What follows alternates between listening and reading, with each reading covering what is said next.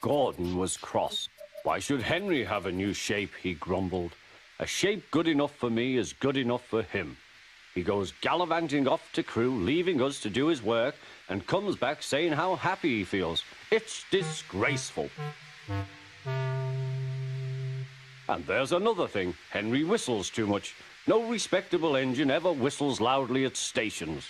It isn't wrong, but we just don't do it.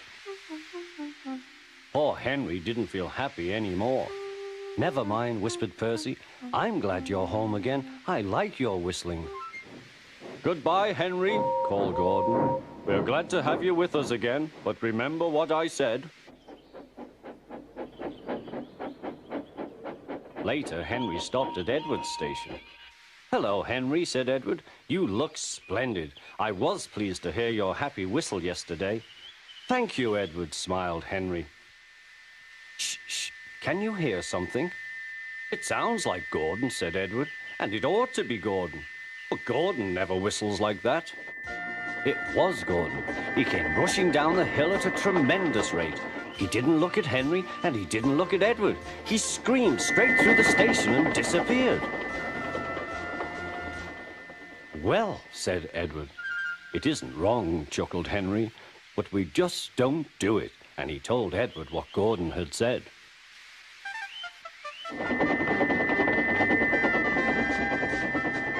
Meanwhile, Gordon screeched along the line. The noise was awful.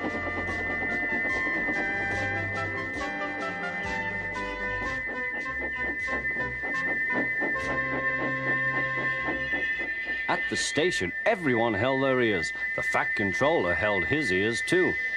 Take him away, he bellowed, and stop that noise! Gordon puffed sadly away, but he wouldn't stop whistling until two fitters climbed up and knocked his whistle valve in place. That night, Gordon slunk into the shed. He was glad it was empty. It isn't wrong, murmured Henry to no one in particular, but we just don't do it. No one mentioned whistles. Next morning, Henry was enjoying himself enormously. I feel so well, he sang. Trickety-trock, hummed his coaches. Then he saw some boys on a bridge. Peep, peep, hello, he whistled. Oh, he called. The boys didn't wave and take his number. They thought it fun to drop stones on him instead. They've broken our glass! They've broken our glass! Sobbed the coaches. The passengers weren't hurt, but they were cross.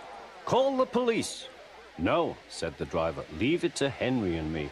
What will you do? They asked. Can you keep a secret? Yes, yes. Well then, said the driver. Henry is going to sneeze at those boys.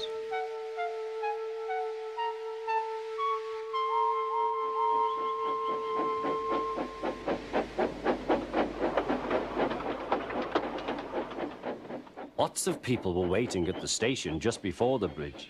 They wanted to see what would happen. Henry has plenty of ashes, said the driver. Please keep all windows shut till we have passed the bridge. Henry is as excited as we are, aren't you, old fellow? Henry was feeling stuffed up. Soon they could see the boys, and they all had stones. Are you ready, Henry, said his driver. Sneeze hard when I tell you. Now, he said. Achoo-shoo!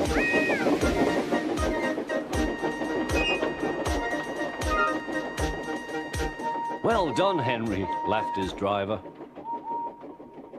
Henry went home very pleased with himself.